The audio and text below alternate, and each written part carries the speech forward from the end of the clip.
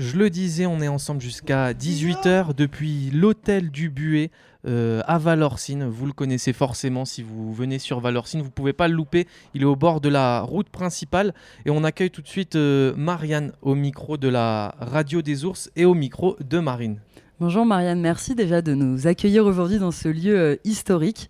Oui, bonjour la Radio des Ours. On vous accueille comme on accueille beaucoup de monde tout le temps, depuis bientôt 140 ans. Donc, Peut-être tu peux nous raconter déjà qui était dans votre famille, donc à la direction, en tout cas propriétaire de ce lieu. C'est un peu redit, mais c'est notre arrière-grand-père qui était conducteur de diligence fin du 19e siècle. Et ils ont décidé de construire un hôtel-bar-restaurant sur le chemin Suisse-Chamonix, quoi. Et en 1880, on estime 1884, le début de les constructions, parce qu'on retrouve déjà des factures. Et 1889, je pense que c'est l'année où ils ont commencé l'activité hôtel. Et depuis ce temps-là, ça a toujours été un hôtel, bar, restaurant. Vous gérez cet endroit avec votre sœur aussi ? Alors, on travaille en famille, effectivement. La troisième génération, notre maman est toujours là. Après, on a mon frère, ma sœur et moi, la quatrième génération. En ce moment, on a les neveux, nièces, mais il n'y a qu'une nièce qui travaille à la cinquième génération. Et on a Guillaume, qui est la sixième génération, qui fait l'école hôtelière à Thonon et qui s'investit, il a que 17 ans, mais il s'investit beaucoup. Il est encore là quelques jours, après il repart à l'école hôtelière de Thonon. Et voilà, c'est une belle boucle, quoi. Quel plaisir aussi d'accueillir ces gens. Combien il y a de places dans l'hôtel ici ? Alors, 2 places devant, là, 3 places derrière. non. De place pour le couchage, on est à peu près à 22-23 chambres. Ça dépend entre celles qui sont cassées, qui ont un problème, celles qui sont louées pour des employés. Je préfère dire 22-23 chambres, pas plus. Ça fait une 50aine de couchages. Et pour le restaurant, on a pris 95 personnes pendant la nuit des ours. Justement, on a eu un concert très fameux qui s'est, je crois, très bien passé. Tout le monde était très content. Le concert avec la musique klezmer et le repas yiddish. Et c'était un peu le max en ce moment. Avec le manque de personnel, et puis voilà, puis les places, il faut quand même que tout le monde ait un peu de place assise, pas trop serré. Et puis on a fait ça dedans, donc pas en terrasse. Après en terrasse, on a une 50aine de places, un peu Une plus. très belle terrasse en plus. On a un jardin magnifique. Beau point de vue c'est un sur la parc, montagne. madame, c'est un parc. Oui. Qu'est-ce que vous cuisinez ici ? Qu'est-ce que vous proposez ? J'ai goûté Nous, l'année c'est dernière la classique, tarte à la myrtille, Oui, incroyable. la tarte aux myrtilles, ça c'est en rupture régulièrement. Et après, c'est des plats classiques, régionaux, des spécialités. On a 2-3 spécialités que tout le monde ne fait pas, comme le bertou, la fondue tomate sur réservation. Puis, comme on a des pensionnaires, quand même, comme on est hôtel, on fait pension, demi-pension. On a des menus du soir, des menus du jour. Donc ça dépend. Et les petits déjeuners aussi. Voilà. Ce soir, je crois que c'est des lasagnes avec de la salade. Et bien sûr, les petits déjeuners. Oui, on a 3 repas par jour. Plus la petite carte l'après-midi. Tout au long de l'été, vous avez accueilli différents événements. Vous en parliez tout à l'heure. Le concert pendant la Nuit des Ours. Là, il y a un concert qui va se jouer aussi à 18h. Ce soir, oui. Ça, c'est un petit coup de cœur. Ça fait longtemps que je voulais les faire venir. Ils sont de la région, de la vallée de Chamonix. Ils ont plusieurs formations. Ce soir, ils viennent juste un trio. Donc, c'est les Grumpy Trio Band. Normalement, ils s'appellent aussi les Grumpy Old Men. Et c'est du rock'n'roll, quoi. Des trucs qu'on n'aime pas, comme, je sais pas, les Rolling Stones, ZZ Top, des choses comme ça. Et ça fait plusieurs années qu'on parle de les faire venir. Après, on a fait venir aussi un autre groupe qu'on adore, qui était venu pour la fête des guides l'année dernière, qu'on prend 2-3 fois dans l'été, qui s'appelle les Guides perdus. Pareil, c'est des musiques tranquilles avec la guitare, chant, rock, un peu blues. On a fait venir aussi des musiciens parisiens du conservatoire qui ont fait 3 jours de jazz. Et c'était magnifique. Ça, c'était 3 apéros de jazz là, la semaine dernière, c'était extra. Ouais, donc c'est aussi faire vivre cet endroit, mais d'une manière aussi à ramener des gens, mais aussi pour le village, donner aussi, voilà. Oui, bah après, nous, on fait permet. ça pour les clients, pour la clientèle, pour nous.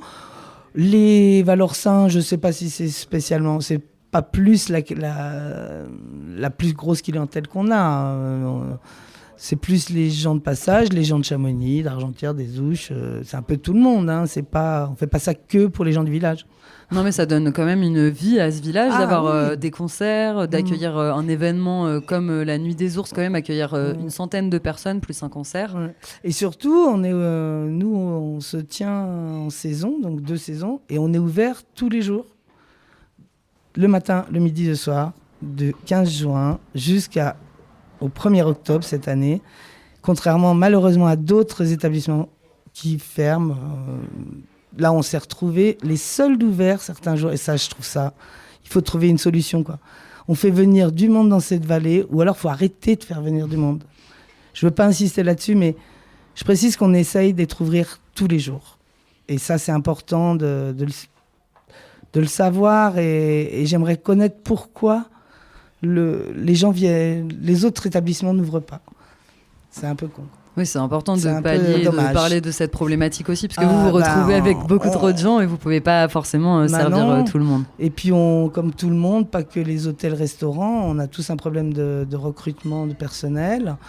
Mais les gens sont encore là, les gens sont en vacances, les gens viennent, ils veulent un service et on est des fois un peu juste pour les servir, les contenter, quoi. Ouais. Et c'est dommage. Là, vous auriez besoin de qui comme personne? On est à la radio, donc peut-être en profiter pour proposer là, à des personnes qui voudraient. Là, maintenant, on s'organise. L'été prochain, par exemple. Non, mais même pour le mois de septembre ou pour l'hiver. J'ai reçu pour l'instant un CV pour l'hiver. Donc c'est ça, moi je travaille surtout avec des gens qui veulent être motivés d'être dans cette vallée, pas des gens qui me disent « c'est quoi mes jours de congé, je vais être payé combien ?» Déjà, il faut commencer à travailler, avoir envie de venir là et de travailler pour savoir qu'est-ce qui va se passer. Donc des personnes motivées pour venir à je ne veux l'hôtel pas parler du de ça, on va s'amuser, on va donner la parole à Guillaume, donc la 6e génération du Buet. Merci Marianne. Il attend qu'une chose, Guillaume, c'est d'avoir 18 ans pour prendre ses ailes, mais il continue l'école, il va à l'école. Merci à vous en tout cas d'être là aussi. Merci Marianne. Le micro à Guillaume. Bonjour Guillaume. Bonjour. Merci d'être à la radio des ours, nous parler de cet endroit. Donc toi, tu es qui par rapport à Marianne que nous venons d'entendre? Alors moi, je suis le petit cousin de la famille Chamel. Donc mon arrière-grand-mère, c'était la tante aux frères et sœurs. Et ma grand-mère, c'est la cousine germaine de Marianne, Véronique et Christophe. D'accord. Et est-ce que c'est par rapport à cet endroit que tu as eu ce goût pour travailler dans la restauration? Ou c'est pas forcément lié? Pas que ça uniquement, justement. Déjà petit, j'aimais un petit peu faire de cuisine avec ma grand-mère, avec ma mère. Et puis ça fait 15 ans que je viens ici, au moins une fois par an l'été. Et puis là, il y a 2 ans, quand j'ai commencé à faire ma formation en pâtisserie, je me suis dit ça serait bien que je trouve un endroit auquel je pourrais travailler un petit peu, exposer mon art, entre guillemets. Et puis du coup, j'ai choisi l'hôtel du Buet, vu que c'est un endroit qui est assez convivial, familial, et puis je suis de la famille, donc... C'est quoi les desserts que tu prépares alors ici? Alors moi, j'ai quelques petites spécialités que je fais ici. Là, récemment, j'ai fait des giandujas. Donc c'est des chocolats avec, à base de noisettes. Ensuite, je fais beaucoup de macarons. Macarons à la myrtille de Valorcine, ça fonctionne très très bien. Macarons au café, pistache. Et aussi, j'essaye de faire un petit peu des choses différentes, plus du dessert de restaurant, comme des tiramisu. Hier soir, j'ai réalisé une verrine façon tarte au citron meringuée. Et vraiment des desserts un petit peu style pâtissier pour un restaurant.